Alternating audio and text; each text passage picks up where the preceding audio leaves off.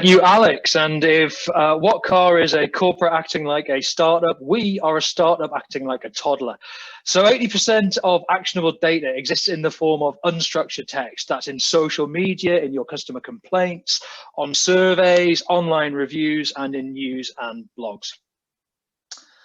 But language is mental. Young people use it very differently to older people. There are all kinds of wonderful regional variations.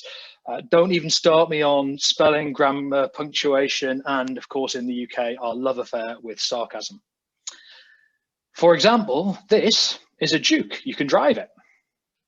This is also Duke. Please don't try and drive him. If Alex goes to Twitter and with his photograph taken as recently as 1984, posts something like this piece of crap driver, is he talking about this piece of crap driver, or has he gone to the country club and joined the dark side? Language is contextual, it's complicated.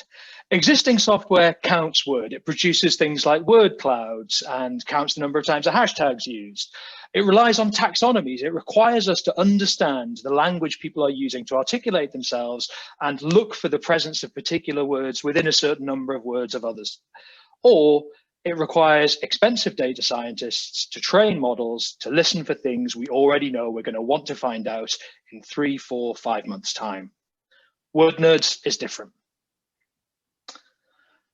We do two things very differently to everybody else. Firstly, unsupervised learning. We tell you in any data set what's in that data set. What are people talking about? What did they like? What didn't they like? What questions did they ask? What's in one data set that crucially isn't in another? The second thing we do is something called context themes. A context theme is when you want to go to a piece of data and find just a specific thing, regardless of how somebody's articulating themselves. Alex might decide that his gearbox is broken and say, my gearbox is knackered. I might say, my transmission is buggered. They are two completely different arrangements of words, but they're both saying exactly the same problem. And our AI recognizes that and puts it together as the same thing. And it's able to do this because unlike everybody else playing in the market, we're not just dealing with AI. We are working at the intersection of very new school AI, NLP, and very old school linguistics, corpus linguistics. Our technology is already being used in the automotive sector. In fact, our first customer was Nissan. We came out of a challenge day that they put on, and the problem we've been solving with them is listening for people talking about problems with new cars on Twitter. We've been used by brands like Mini to assess the impact of various marketing campaigns that they had.